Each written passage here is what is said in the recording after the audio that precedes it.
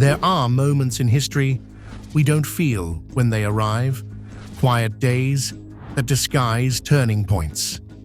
The day the Berlin Wall trembled long before it fell. The quiet meeting where Lehman Brothers' fate was sealed in 2008. Inflation slipping beyond central bankers' fingers in the 1970s. A virus crossing borders before anyone knew its name in 2019. And now, another silent hinge in time. The moment China slowed its pulse. No dramatic crash, no financial sirens, no screaming headlines, just a pause. A recalibration behind sealed doors in Beijing. A tension under the glass towers of Shanghai. A hesitation in Shenzhen's glowing tech corridors. The hollow echo of unfinished towers in Zhengzhou. The vast stillness of Ordoz's empty boulevards. This isn't the implosion some Western forecasts cheer for. It's something colder, sharper, more deliberate. Because sometimes a rising power doesn't sprint to victory. It slows to choose its terrain. China isn't weakening, it's hardening its core. Not the end of a rise, but the re-engineering of one. For decades, China didn't grow like other nations. It rose like a civilization reclaiming destiny. Steel mills roaring, ports multiplying. Cities rising from dust.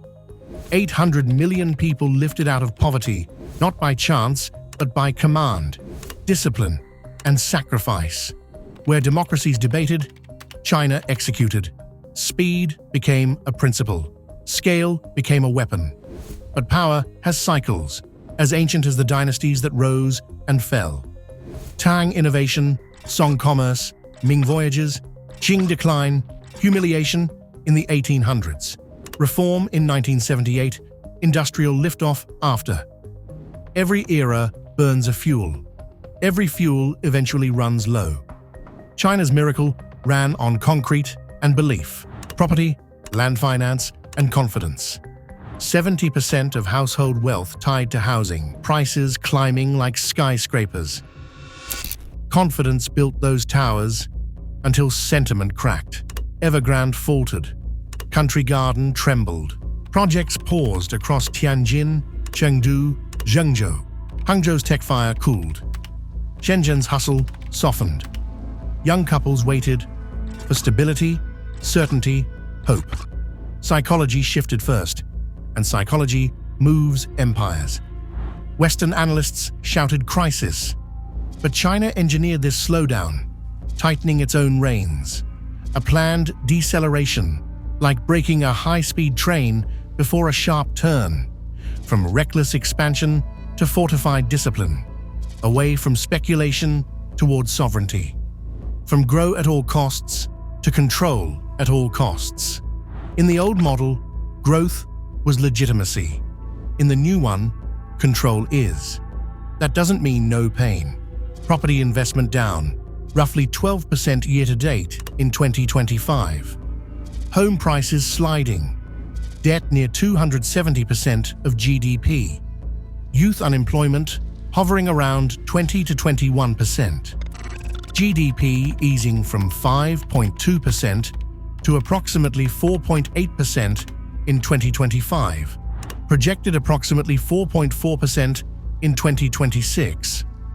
Not collapse, but compression.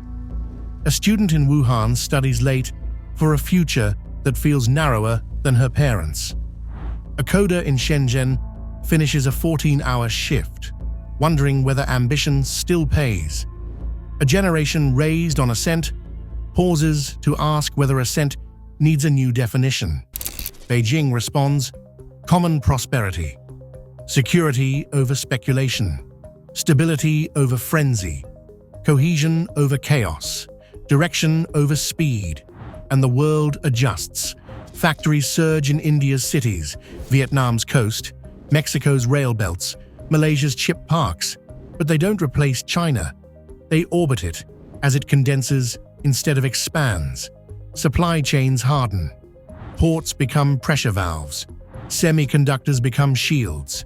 AI becomes sovereignty. Energy grids redraw borders. Lithium becomes currency. Chips become artillery. Space becomes territory. Power shifts from finance to physics. Steel, lithium, chips, compute, fiber, orbital infrastructure. The future belongs to nations that secure resources, fortify industry, and slow strategically enough to survive storms. China isn't collapsing, it's condensing. America isn't fading, it's re-industrializing. India isn't emerging, it's accelerating. This isn't replacement, it's re-architecture. From growth to endurance, from consumption to capacity, from markets to statecraft, from globalization to strategic interdependence.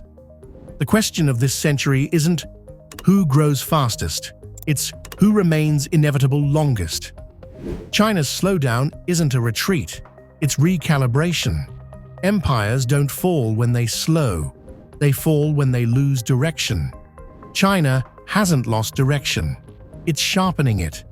This isn't decline, it's metamorphosis, and the world will feel it first in silence, then in consequence.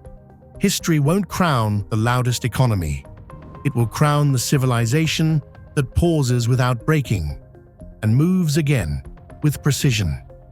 China has entered that trial, and history, once again, holds its breath. If you want to understand the world not by headlines but by power, follow GeoMoney TV.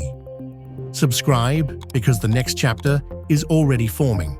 And in our next deep dive, we shift from China's strategic pause to the rising battlefield of energy, currencies, and influence, where the global order is being rewritten in real time.